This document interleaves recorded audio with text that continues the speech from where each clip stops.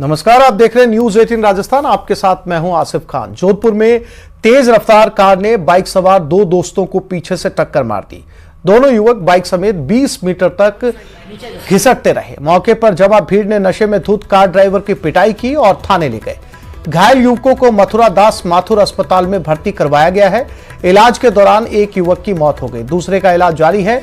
यह मामला जोधपुर जिले के देवनगर इलाके में बीती रात 12:05 का है। घटना की सूचना मिलने पर परिजन पहले देवनगर थाने पहुंचे, जहां पुलिस को आरोपी के खिलाफ मुकदमा दर्ज कर गिरफ्तार करने की मांग की गई, लेकिन पुलिस ने उनको कोई तवज्जो नहीं दी। इस हादसे का सीसीटीवी फुटेज सामने आया है। इसके बाद मृतक के परिजनों और रिश्तेदारों ने एमडीएम अस्पताल की मोर्चरी के बाहर पुलिस के खिलाफ गुस्सा जताया। बवाल बढ़ने के बाद पुलिस ने आरोपी कार चालक के खिलाफ मुकदमा दर्ज कर लिया है।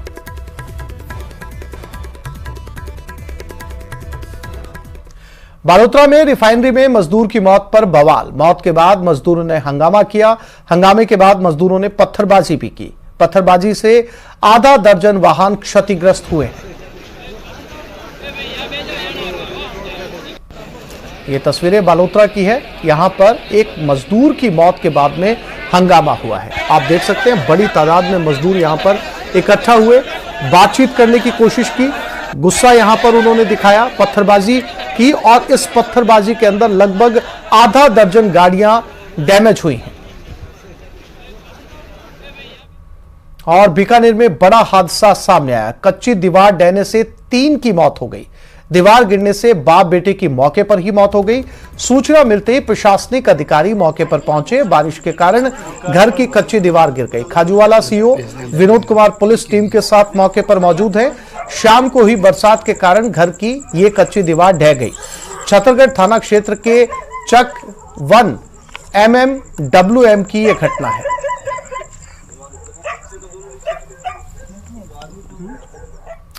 धौलपुर में रफ्तार का कहर। बेकाबू ट्रक मकान में जाकर घुस गया। हादसे में 2 लोगों की मौत हो गई। हादसे के शिकार दोनों मकान के बाहर खड़े थे। सूचना पर पहुंची कोतवाली थाना पुलिस।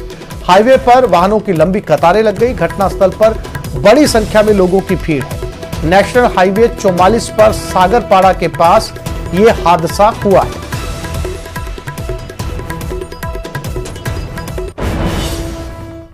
और बीकानेर के सीमावर्ती क्षेत्र में सोशल मीडिया पर अवैध हथियारों की खरीद फरोख्त हो रही है। अवैध हथियारों को बेचने के लिए सोशल मीडिया पर प्रचार भी किया जा रहा है। व्हाट्सएप पर अवैध हथियारों की खरीद फरोख्त का मामला खाजूवाला में सामने आया है। यहां व्हाट्सएप ग्रुप 17 KYD पर अवैध हथियारों का प्रचार करता हुआ एक पोस्ट वायरल हो रहा है। इस पोस्ट में हथियारों की फोटो के साथ कैप्शन लिखा गया है कि अगर आप हथियार खरीदना चाहते हैं तो हमसे व्हाट्सएप पर संपर्क कर सकते हैं। देश में कहीं भी हम हथियार की डिलीवरी कर देते हैं। इस पोस्ट की जानकारी खाजूवाला पुलिस तक पहुंची। एएसपी ग्रामीण प्यारेलाल शोरान का कहना है कि इस पोस्ट की जांच की जा रही है और पुलिस पोस्ट करने वालों की पड़ताल में जुट गई है। हालांकि पुलिस इस पोस्ट को व्हाट्सएप पर डालने वाले का नंबर ट्रेस नहीं कर पाई है। खाजूवाला एरिया में 17 KYD का एक ग्रुप है। उसमें एक जो वीडियो वायरल, जो स्क्रीनशॉट थे वीडियो के, वो वायरल हुए, जिसमें कोई व्यक्ति कह रहा है अगर हथियार खरीदने हैं तो हथियार उपलब्ध है।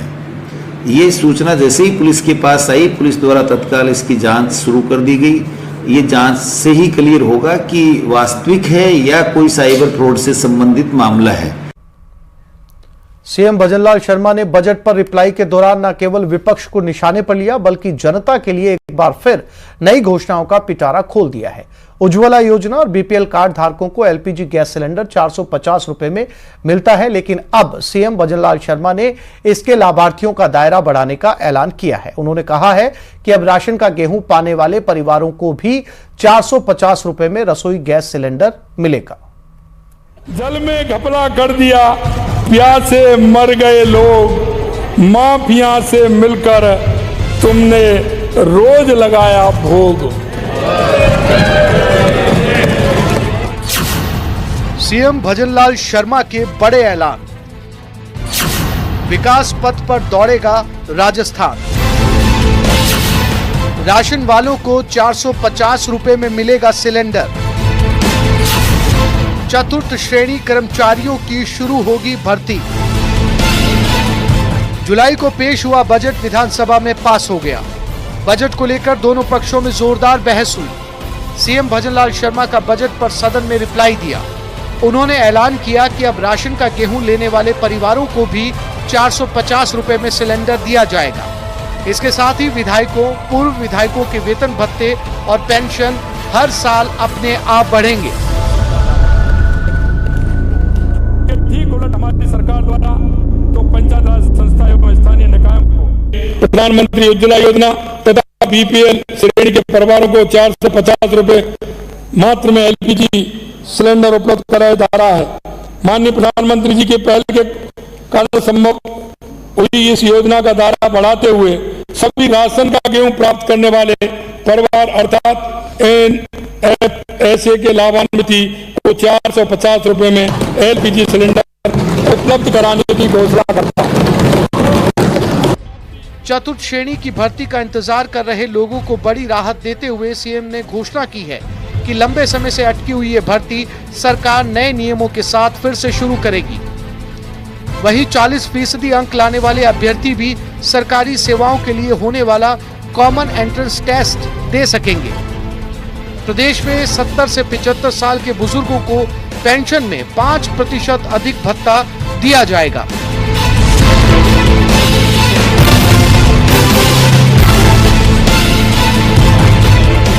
साथ ही सीएम भजनलाल शर्मा ने घोषणा की कि सरकार अब 500 की बजाय 1000 इलेक्ट्रिक बस खरीदेगी।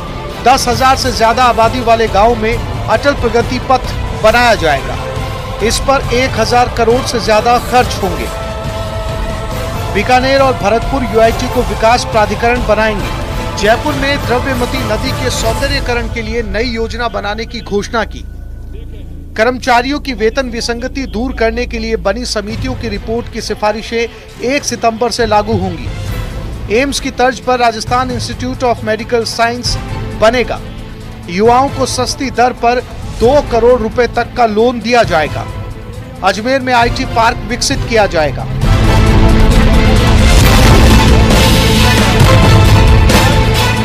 वहीं विपक्ष ने इन घोषणाओं को सिर्फ आंकड़ों की बाजीगरी बताया। विपक्ष ने कहा कि सीएम ने कोई नई घोषणा नहीं की है। ऐसा नीरस बजट आज तक कभी नहीं आया होगा राजस्थान में, जिसने जनता के सिर पे कर्जा भी मान दिया और विकास के नाम पे कुछ मिला भी नहीं। एक भी ऐसा विजन पेश नहीं किया, एक भी ऐसी योजना पेश नहीं की जो आम गरीब को, पीड़ित को, शोषित को कोई न्याय देने वाली हो, कोई उनके जीवन स्तर में सुधार लाने वाली हो। विकास के पथ पर राजस्थान को दौड़ाने के लिए मुख्यमंत्री भजनलाल शर्मा ने एक बार फिर घोषणाओं की झड़ी लगा दी है। मिनी बजट में सीएम ने युवाओं से लेकर हर वर्ग को साधने की कोशिश की है। साथ ही ऐलान किया है जो कहा उसे इन 5 सालों में पूरा करके भी दिखाएंगे। न्यूज़ 18 राजस्थान के लिए जयपुर से बाबूलाल धायल की रिपोर्ट। प्रधानमंत्री जी ने देश को विदेशों में भी सम्मान दिलवाया। पंचायत होगी, पानी की व्यवस्था किस तरह से हो।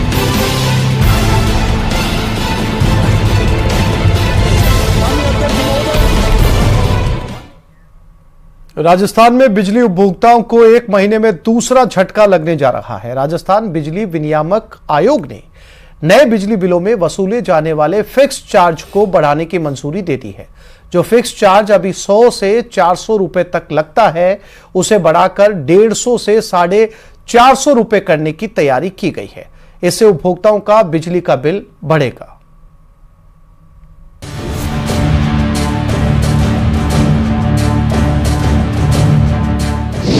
राजस्थान में फिर महंगी होगी बिजली।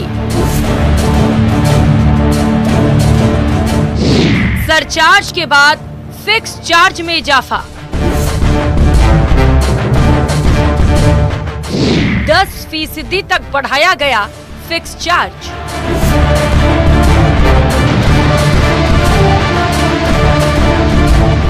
फ्यूल सरचार्ज के बाद प्रदेश की जनता को बिजली का एक और झटका लगने जा रहा है। तीनों बिजली कंपनियों की याचिका पर विद्युत विनियामक आयोग ने प्रदेश में नया टैरिफ प्लान लागू कर दिया है। आयोग ने साल 2024-25 के लिए निर्धारित किए गए बिजली के नए टैरिफ में बीपीएल और छोटे उपभोक्ताओं को छोड़कर दूसरी श्रेणी में एनर्जी चार्जेस में बढ़ोतरी की है। वहीं पहले से निर्धारित फिक्स चार्ज में 10% से ज्यादा की बढ़ोतरी की गई है। राजस्थान की बिजली कंपनियों की याचिका पर विद्युत विनिमय आयोग ने आज याचिका को मंजूर करते हुए राजस्थान के बिजली उपभोक्ताओं के फिक्स चार्जेस और एनर्जी चार्जेस को बढ़ाने का फैसला दिया है। राजस्थान के अंदर बिजली उपभोक्ताओं को पहले से ही सरचार्ज की मार पड़ रही थी, लेकिन अब बिजली संकट के बीच में एनर्जी चार्जेस और फिक्स चार्जेस 10% तक बढ़ा दिए गए हैं। दरअसल सरकार की तरफ से अब 100 यूनिट से कम बिजली उपभोग करने वाले उपभोक्ताओं को फ्री बिजली दी जा रही है। इसमें फिक्स चार्ज का खर्चा भी सरकार ही उठाती है, इसीलिए इस कैटेगरी के उपभोक्ताओं का बिजली बिल नहीं बढ़ेगा। वहीं 100 यूनिट से ज्यादा उपयोग पर कुछ छूट मिलती है। सरकार ने पिछले दिनों विधानसभा में कहा था कि 100 यूनिट फ्री बिजली देने की स्कीम से अब नए लोगों को नहीं जोड़ा जाएगा। सरचार्ज नहीं, ये फिक्स चार्जेज जो है वो बढ़ाए हैं। फिक्स चार्जेज में जो बीपीएल है या स्मॉल डोमेस्टिक जो कंज्यूमर है उन पर जहां पहले 100 रुपये का फिक्स चार्ज आता था वो 150 हो गया, 125 आता था स्मॉल डोमेस्टिक पर, वो 150 हो गया, मतलब 50 और 25 रुपये की बढ़ोतरी हुई है। ऐसे सभी जो रजिस्टर्ड उपभोक्ता हैं जिनको अभी भी 100 यूनिट की छूट मिल रही है वो ऑलरेडी लागू रहेगी, तो इनका जो भी अतिरिक्त भार है उसकी सब्सिडी निगम को मिलेगी, डिस्कॉम को, और सरकार के ऊपर ये भार आएगा। आइए ग्राफिक्स के जरिए जानते हैं कि नए ट्रैफिक प्लान में फिक्स चार्ज बढ़ने से कितना असर पड़ने वाला है। बिजली खपत 50 यूनिट, उपभोक्ता श्रेणी बीपीएल उपभोक्ता, वर्तमान शुल्क 100 रुपए जिसे बढ़ाकर 150 रुपए किया गया। 50 यूनिट सामान्य उपभोक्ता 125 रुपए से बढ़ाकर 150 रुपए। 150 यूनिट सामान्य उपभोक्ता 230 रुपए से बढ़ाकर 250 रुपए। 300 यूनिट सामान्य उपभोक्ता 275 रुपए से बढ़ाकर 300 रुपए। 500 यूनिट सामान्य उपभोक्ता 345 रुपए से बढ़ाकर 400 रुपए। 500 यूनिट सामान्य उपभोक्ता 400 रुपए से बढ़ाकर अब आपको 450 रुपए देने होंगे। प्रदेश के जनता को एक के बाद एक बिजली का झटका लग रहा है। अब देखना यह है कि बढ़े हुए फिक्स चार्ज के बाद ऊर्जा विभाग का अगला रुख क्या होता है। हालांकि छोटे उपभोक्ताओं को और बीपीएल परिवारों को इससे मुक्त रखा गया है, लेकिन आम उपभोक्ता इससे इसकी चपेट में आएगा और उसके बिजली के बिल में डबल भार पड़ता हुआ नजर आएगा। कैमरा पर्सन मान सिंह के साथ लवली वधवा, न्यूज़ 18 जयपुर। और धौलपुर से इस वक्त की बड़ी खबर, बेकाबू दूध का टैंकर मकान में जाकर घुस गया। हादसे में 2 लोगों की मौके पर ही मौत हो गई। गुस्साए लोगों ने नेशनल हाईवे 44 पर जाम लगा दिया। घटनास्थल पर बड़ी संख्या में लोगों की भीड़ मौजूद है। गुस्साई भीड़ ने आरटीओ चेक पोस्ट पर तोड़फोड़ भी की है। 2 पहिया वाहन चालकों की गाड़ी में भी तोड़फोड़ की गई है। आरटीओ परिसर में आक्रोशित लोगों ने आगजनी भी की। दोनों व्यक्ति सड़क किनारे खड़े थे, मकान के बाहर। सूचना पर कोतवाली थाना पुलिस पहुंची है और हाईवे पर फिलहाल वाहनों की कतार लगी हुई है। घटनास्थल पर बड़ी संख्या में लोग भी मौजूद हैं। ये नेशनल हाईवे 44 स्थित सागरपाड़ा के पास की घटना बताई जा रही है। आरटीओ चेक पोस्ट पर तोड़फोड़, रास्ते में जाने वाले 2 पहिया वाहन चालकों की गाड़ियों में भी तोड़फोड़ की गई है। और ये आगजनी की तस्वीरें धौलपुर से। एक दूध का टैंकर बेकाबू होकर एक मकान में घुस गया, जिसकी वजह से यह हादसा हुआ है। स्थिति आप इस समय तस्वीरों के जरिए देख सकते हैं। अब से कुछ देर पहले की ये घटना है। पास में आरटीओ ऑफिस था, वहां पर यह आगजनी की गई है। आरटीओ चेक पोस्ट, ये तस्वीरें धौलपुर से। 2 पहिया वाहन चालकों की गाड़ियों में भी तोड़फोड़ की गई है और इस चेक पोस्ट पर आग लगा दी गई है। हादसे में 2 लोगों की मौके पर ही मौत हो गई है। अब से कुछ देर पहले यह हादसा सामने आया है धौलपुर। और इन तस्वीरों में आप देख सकते हैं इस आगजनी के अलावा पूरा हाईवे एक तरफ से ब्लॉक कर दिया गया है, वाहनों की लंबी कतारें लगी हुई है। धौलपुर से हमारे संवाददाता हरिवीर सिंह हमारे साथ जुड़ गए, उनसे बात करते हैं। हरिवीर, क्या अपडेट है इस पूरी वारदात को लेकर, इस हादसे को लेकर? ये आग बुझा ली गई है और ये ट्रैफिक अभी भी वहां पर जाम है या खुलवा लिया गया है? जी बिल्कुल, मैं बता दूं, ये जो हादसा हुआ है, एक जो दूध का टैंकर था वो बेकाबू होकर के एक मकान में जा घुसा है। मकान के सामने ही दो युवक खड़े थे, उनको चपेट में लिया है। मौके पर ही उन दोनों की मौत हो गई है। उसके बाद में जो ग्रामीण जो गुस्साए लोग थे, उन्होंने नेशनल हाईवे 44 पर जाम लगा दिया। दोनों तरफ लंबा कई किलोमीटर तक का जाम लग गया। सूचना मिलते ही पुलिस मौके पर पहुंची, एसपी मौके पर पहुंचे, जाम को खुलवा दिया गया है। धीरे धीरे जाम को खुलवा जा रहा है। और जो आरटीओ का परिसर था चेक पोस्ट का, उसमें आगजनी की भी घटना की गई है। हरिवीर, वो टैंकर जो दूध टैंकर चालक था वो इस समय कहाँ है? क्या उसे गिरफ्तार किया गया?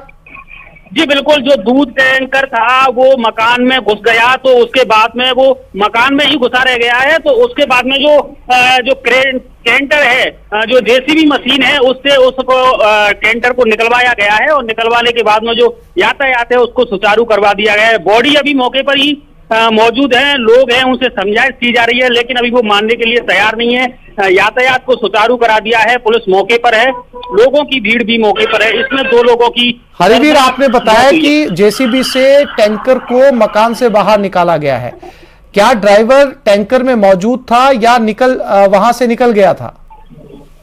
जी बिल्कुल, अभी भीड़ होने के चक्कर में अभी ये पता नहीं चल पा रहा है कि जो ड्राइवर है वो मौके पर ही है या वो बाहर निकल के चला गया है।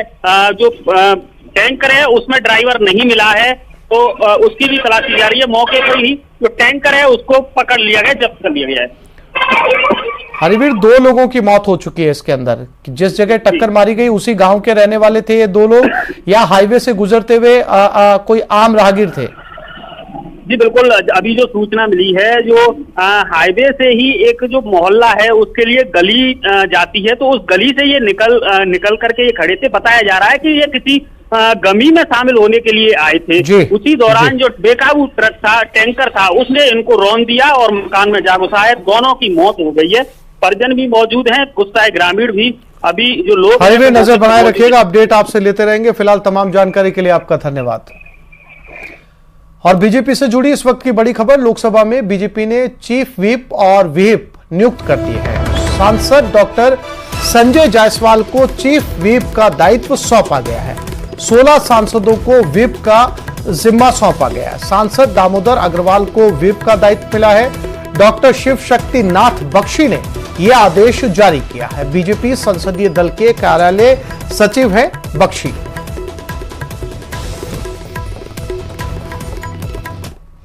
और राजधानी जयपुर से इस वक्त की एक और बड़ी खबर, फर्जी सर्टिफिकेट बनाकर वाहन बेचने का मामला सामने आया है। पूर्वांचल के राज्यों में आरोपी वाहन बेचते हैं। अंतर्राज्यीय गिरोह के खिलाफ एसओजी ने एफआईआर दर्ज की है। राजस्थान में भी ऐसी गाड़ियां बेची जा रही थी। वाहनों के राष्ट्र विरोधी गतिविधियों में इस्तेमाल की आशंका भी है। पूर्वोत्तर राज्यों में तैयार किए गए फर्जी दस्तावेज वाहनों का राजस्थान के रजिस्ट्रेशन नंबरों पर ट्रांसफर करवाया जा रहा है। इंजन और चेसिस नंबर बदलकर फर्जी रजिस्ट्रेशन तैयार किए जा रहे हैं। जांच में 23 वाहनों के फर्जी रजिस्ट्रेशन नंबर सामने आ चुके हैं। मोटर निर्माता कंपनी के पास भी इन चेसिस नंबरों का कोई रिकॉर्ड नहीं है। अब राजस्थान में कश्मीर से धारा 370 हटाने का उत्सव मनाया जाएगा। 5 अगस्त को प्रदेश के सभी स्कूलों में इस दिन को स्वर्ण मुकुट मस्तक दिवस के रूप में आयोजित किया जाएगा। वहीं दूसरी तरफ हर साल 28 मई को सावरकर जयंती मनाई जाएगी। इसके लिए बाकायदा शिक्षा विभाग ने अपने सालाना शिक्षा कैलेंडर यानी शिविरा पंचांग में निर्देश जारी कर दिया है।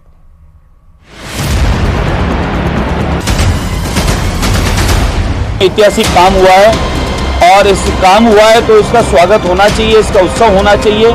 धारा 370 हटाने का उत्सव मनाएगा प्रदेश। सरकारी और निजी स्कूलों में होगा उत्सव। 370 से तो धन्यवाद दूंगा मोदी जी को, लेकिन उसकी प्रोग्रेस लौटाओ क्या है। स्वर्ण मुकुट मस्तक दिवस के रूप में होगा आयोजन। 28 मई को मनाई जाएगी सावरकर जयंती। धन्यवाद देता हूँ उन्होंने 28 मई को उनकी जयंती के कार्यक्रम पर उनके बारे में जयंती मनाने का निर्णय लिया। निश्चित ऐतिहासिक निर्णय है। शिक्षा विभाग ने रविवार को प्रदेश के सरकारी और निजी स्कूलों के लिए 2024-25 के लिए ईयर कैलेंडर जारी किया, जिसके मुताबिक प्रदेश के सभी स्कूलों में 28 मई को वीर सावरकर जयंती मनाई जाएगी, जबकि 5 अगस्त को कश्मीर से धारा 370 हटाने के फैसले को स्वर्ण मुकुट मस्तक दिवस के रूप में मनाया जाएगा, जबकि 14 फरवरी को मातृ पितृ दिवस के रूप में मनाया जाएगा। जैसे ही इसका ऐलान किया गया है, वैसे ही विपक्ष ने सरकार को घेरने का काम शुरू कर दिया है। जो बच्चों का सिलेबस है ना, वो इस आधार पर बने कि बच्चों का भविष्य उज्जवल हो, बच्चे इस देश के लिए मजबूती से काम कर सकें। जो चीजें हम पढ़ा रहे हैं उन चीजों का फायदा बच्चों को मिले, ये बात मैं कहना चाहता हूँ। वीर सावरकर का भविष्य उज्जवल होगा, उनकी लिए क्रांतिकारी गाथा बताती है बीजेपी। बीजेपी बताती है ना, इतिहास तो नहीं बताता। पता नहीं जो बीजेपी का क्या मंशा है, किस दिशा में बच्चों को लेकर जाना चाहते हैं। इनकी मंशा ही नहीं है। जिन्होंने इस देश के लिए कुर्बानियाँ दी वो सिलेबस हटा रहे हैं और अपना ही सिलेबस ला के बच्चों को हमेशा खराब करने की ओर लेके जा रहे हैं। 17 हटाने के बाद में तो ज़्यादा अपराध हुए हैं, और 370 तो जब मानते जब हिंदुस्तान के लोग वहाँ जाके धंधा कर लेते, वहाँ जाके घर बना लेते। बात वही है, ढाके 3 बात है। 370 250 से तो धन्यवाद दूंगा मोदी जी को। सरकार के इस फैसले से विपक्ष भले ही सत्ता पक्ष पर आरोप प्रत्यारोप लगा रहा हो, मगर शिक्षा विभाग के आदेश जारी होने के बाद सत्ता पक्ष के विधायक और मंत्रियों ने इस पर खुशी जताई है। देखिए, कांग्रेस की मानसिकता रही है, ये वो लोग हैं जो जिन्ना परस्त लोग हैं।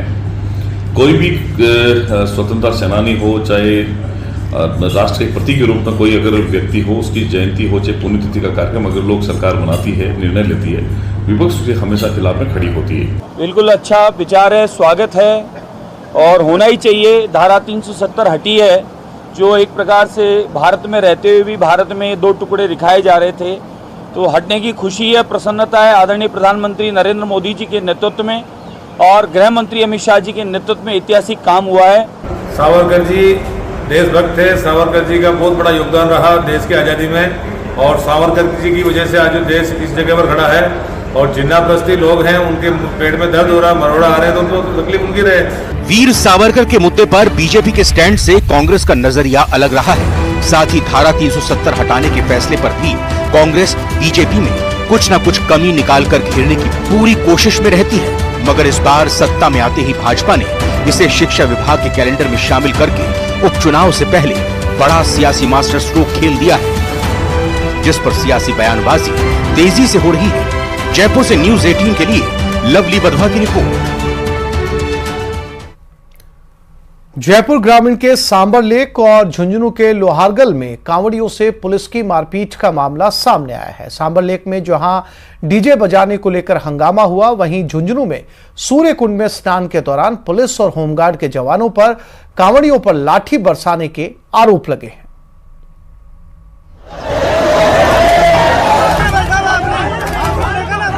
ये 2 तस्वीरें इस बात की गवाही देती हैं कि कांवड़ियों के साथ पुलिस ने मारपीट की।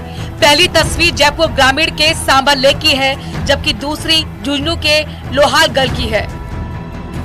सबसे पहले बात करते हैं सांबर लेक की, जहां पर कांवड़ियों से डीजे बजाने को लेकर मारपीट की गई। आरोप है कि जब देवयानी सरोवर से कांवड़िए कांवड़ लेकर जा रहे थे, उसी दौरान कुछ पुलिसकर्मियों ने डीजे को रोक दिया और पुलिस थाने लेकर गए। कांवड़ियों ने जब इसका विरोध किया तो एक पुलिसकर्मी उसके साथ मारपीट करने लगा और मौके पर मौजूद अन्य पुलिसकर्मियों ने बीच बचाव किया। साहब, पहले तो हमारी डीजे को पकड़ लिया गया, फिर हमारे कांवड़ी जब थाने के सामने पहुंचे तो पुलिस वालों ने दारू पी करके हमारे कांवड़ियों की कांवड़ गिरा दी और उनके साथ मारपीट की। कौन था पुलिस वाला?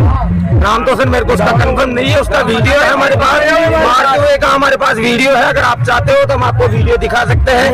ऐसा हमारे साथ पुलिस वालों ने मारपीट की। क्यों? हम कांवड़ लेके जा रहे थे, हमारा डीजे बज रहा था, डीजे के आकर शीशे फोड़ दी, डीजे के मेरे ऊपर 3 मुक्के मारा पुलिस वालों ने। कांवड़ियों से मारपीट के बाद लोगों में गुस्सा देखने को मिला, जिसके बाद थाने के बाहर पुलिस के खिलाफ नारेबाजी की गई।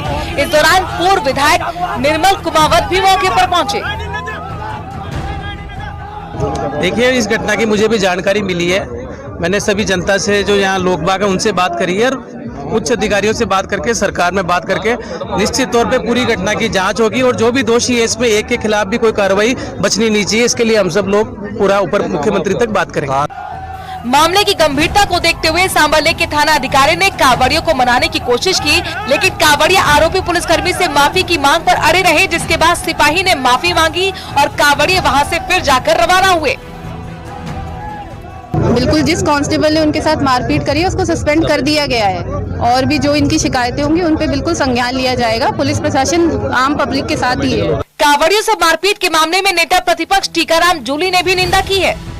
आज सोमवार का दिन है, सावन का महीना है और आज के दिन कांवड़ियों के साथ पुलिस के द्वारा मारपीट की गई है, जिसकी मैं निंदा करता हूं। और यही नहीं, झुंझुनू के अंदर भी कांवड़िए किसी स्थान पे सब इकट्ठा थे, वहां भी होमगार्ड पहुंच के वहां लाठियों से उनके ऊपर लाठीचार्ज किया गया है। तो मैं समझता हूं धार्मिकता की दुहाई देने वाली सरकार के अंदर इस प्रकार से कांवड़ियों पे जो लाठीचार्ज हो रहा है गलत है। इस पे सख्त से सख्त कार्रवाई होनी चाहिए। सांभर लेक के अलावा कांवड़ियों पर लाठीचार्ज की तस्वीरें झुंझुनू के लोहारगंज से भी आई हैं, जहां सूर्य कुंड में स्नान कर रहे कांवड़ियों पर पुलिस वाले लाठी भाजते हुए दिखाई दिए। बताया जा रहा है कि रविवार को भारी संख्या में कांवड़िए सूर्य कुंड में स्नान करने पहुंचे थे, जिन्हें काबू में करने के लिए पुलिस और होमगार्ड के जवानों ने लाठी बरसाना शुरू कर दिया। गुस्साए कांवड़ियों और होमगार्ड के जवान के बीच हुई झड़प घटना का वीडियो सोशल मीडिया पर भी वायरल हुआ। बहरहाल दोनों ही जगहों पर स्थिति फिलहाल नियंत्रण में है, लेकिन कांवड़ियों पर लाठीचार्ज के मुद्दे पर सियासत तेज हो गई है। Bureau report, news 18 Rajasthan. तो इस बुलेटिन में फिलहाल इतना ही। नमस्कार।